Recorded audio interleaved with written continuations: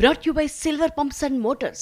Top quality और consistent performance के लिए सिर्फ सिल्वर पंप्स नाम याद रखना. పాకిస్తాన్ ఎప్పట్లాగే తన వక్రబుద్ధిని మరొకసారి ప్రదర్శించింది. ఇన్నాళ్లుగా కొనసాగుతున్న ఉద్రిక్తతలకు విరామం పడింది అని ఊరట చెందుతున్న వేళ పాకిస్తాన్ దారుణానికి ఒడిగట్టింది. కాల్పుల విరమణ ఒప్పందాన్ని తుంగలో తొక్కింది. ఒప్పందాన్ని ఉల్లంఘించి కాల్పులకు తెగబట్టడంతో పాకిస్తాన్ బుద్ధేంటో మరోసారి ప్రపంచానికి తెలిసింది. భారత్ అన్ని ఉపసంహరించుకుంటున్న టైంలో పాకిస్తాన్ ఒక్కసారిగా దాడికి తెగబడింది. దీని వెనుక వ్యూహం ఏంటి? పాక్ ఆర్మీ ప్రభుత్వం మధ్య వైరుధ్యాలే ఈ పరిస్థితి కారణమా? ప్రస్తుతం సరిహద్దుల్లో ఎలాంటి సిచ్యువేషన్ ఉంది? పాకిస్తాన్ను చాలా దేశాలు రోగ్ కంట్రీగా భావిస్తాయి. ఆ దేశం మాటలను నమ్మడానికి వెనుకడుగు వేస్తాయి. అలా ఎందుకు చేస్తాయో తాజా పరిణామాలను గమనిస్తే అర్థమవుతుంది. కాల్పుల విరమణకు అంగీకరించిన పాకిస్తాన్ కొద్ది గంటల్లోనే తన వక్రబుద్ధిని చూపెట్టుకుంది.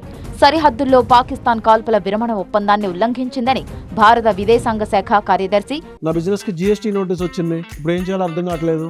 ఇప్పుడే ఒక జిఎస్టీ ఎక్స్పర్ట్ తో మాట్లాడు. ఇప్పటికిప్పుడు జిఎస్టీ ఎక్స్పర్ట్ అంటే ఎక్కడ దొరుకుతారు? బాస్ వాలా be the boss Vikram Misri తెలిపారు. కాల్పుల విరమణ అవగాహనను పాక్ ఉల్లంఘించడం సరికాదన్నారు. డీజీఎంఓ మధ్య జరిగిన అవగాహనను ఉల్లంఘించడాన్ని ఖండిస్తున్నట్టు చెప్పారు. పాక్ దుర్మార్గానికి తగిన విధంగా జవాబిచ్చేందుకు ఆర్మీకి స్వేచ్ఛ ఇచ్చామని అన్నారు.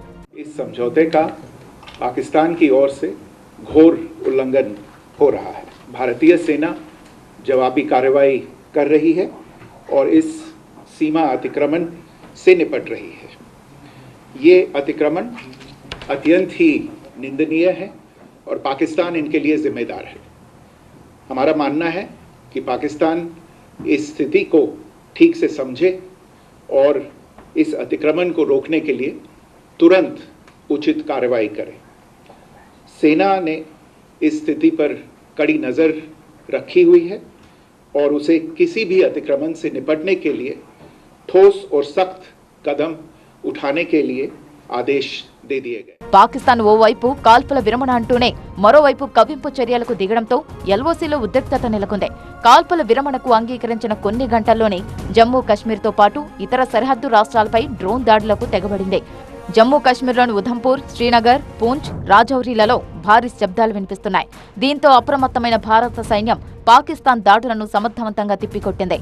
జమ్మూ కశ్మీర్ ముఖ్యమంత్రి ఒమర్ అబ్దుల్లా పాక్ సీజ్ ఫైర్ ఉల్లంఘనని వీడియో సహా ధృవీకరించారు.